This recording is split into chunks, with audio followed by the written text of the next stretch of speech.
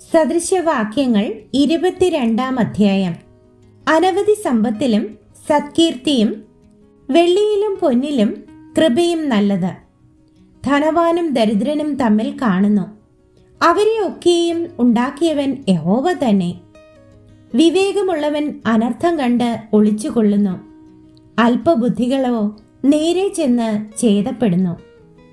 താഴ്മയ്ക്കും യഹോവ ഭക്തിക്കും ഉള്ള പ്രതിഫലം ധനവും മാനവും ജീവനും ആകുന്നു. വക്രന്റെ വഴിയിൽ മുള്ളും കുടുക്കുമുണ്ട്. തന്റെ പ്രാണനെ സൂക്ഷിക്കുന്നവൻ അവയോടകന്നിരിക്കട്ടെ. ബാലൻ നടക്കേണ്ടുന്ന വഴിയിൽ അവനെ അഭ്യസിപ്പിക്ക. അവൻ വൃദ്ധനായാലും അത് വിട്ടുമാറുകയില്ല. ധനവാൻ ദരിദ്രന്മാരെ ഭരിക്കുന്നു. കടം മേടിക്കുന്നവൻ കടം കൊടുക്കുന്നവന് ദാസൻ. നീതികേട് വിതയ്ക്കുന്നവൻ ആപത്ത് കൊയ്യും. അവന്റെ കോപത്തിന്റെ വടി ഇല്ലാതെയാകും.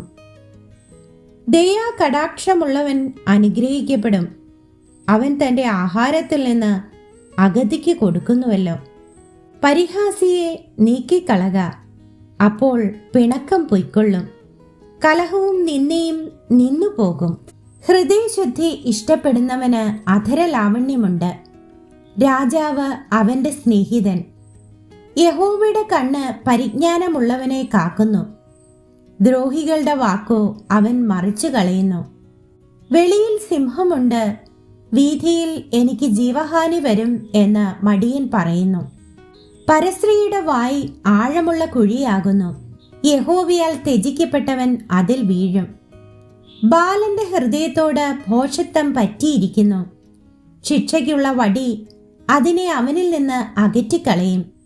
ആദായമുണ്ടാക്കേണ്ടതിന് എളിയവനെ പീഡിപ്പിക്കുന്നവനും ധനവാന് കൊടുക്കുന്നവനും മുട്ടുള്ളവനായി തീരും. ജ്ഞാനികളുടെ വചനങ്ങളെ ചെവി ചായ്ച്ചു കേൾക്കുക. എന്റെ പരിജ്ഞാനത്തിന് മനസ്സ് വെക്കുക. അവയെ നിന്റെ ഉള്ളിൽ സൂക്ഷിക്കുന്നതും നിന്റെ അധരങ്ങളിൽ അവയൊക്കെയും ഉറച്ചിരിക്കുന്നതും മനോഹരം. നിന്റെ ആശ്രയം യഹോവയിൽ ആയിരിക്കേണ്ടതിന് ഞാൻ ഇന്ന് നിന്നോട് തന്നെ ഉപദേശിച്ചിരിക്കുന്നു. നിന്നെ അയച്ചവർക്ക് നീ നേരുള്ള മറുപടി കൊണ്ടുപോകേണ്ടതിന് നിനക്ക് നേരുള്ള മറുപടിയുടെ നിശ്ചയം അറിയിച്ചു തരുവാൻ ആലോചനയും പരിജ്ഞാനവും അടങ്ങിയ സാരസംഗതികളെ ഞാൻ നിനക്ക് എഴുതിയിട്ടുണ്ടല്ലോ. എളിയവനോട് അവൻ എളിയവനാകൊണ്ട് കവർച്ച ചെയ്യരുത്. അരിഷ്ടനെ പടിവാതിൽക്കൽ വെച്ച് പീഡിപ്പിക്കുകയും അരുത്. യഹോവ അവരുടെ വ്യവഹാരം നടത്തും. അവരെ കൊള്ളയിട്ടവരുടെ ജീവനെ കൊള്ളയിടും. കോപശീലനോട് സഖിത്വം അരുത്. ക്രോധമുള്ള മനുഷ്യനോടുകൂടെ നടക്കുകയും അരുത്. നീ അവന്റെ വഴികളെ പഠിപ്പാനും നിന്റെ പ്രാണൻ കെണിയിൽ അകപ്പെടുവാനും സംഗതി വരരുത്. നീ കൈയടിക്കുന്നവരുടെ കൂട്ടത്തിലും കടത്തിന് ജാമ്യം നിൽക്കുന്നവരുടെ കൂട്ടത്തിലും ആയി പോകരുത്. വീട്ടുവാൻ നിനക്ക് വകയില്ലാതെ വന്നിട്ട് നിന്റെ കീഴിൽ നിന്ന് നിന്റെ മെത്ത എടുത്തു കളവാൻ ഇടവരുത്തുന്നത് എന്തിന്? നിന്റെ പിതാക്കന്മാർ ഇട്ടിരിക്കുന്ന പണ്ടത്തെ അതിർ നീ മാറ്റരുത്. പ്രവൃത്തിയിൽ സാമർഥ്യമുള്ള പുരുഷനെ നീ കാണുന്നുവോ? അവൻ രാജാക്കന്മാരുടെ മുൻപിൽ നിൽക്കും.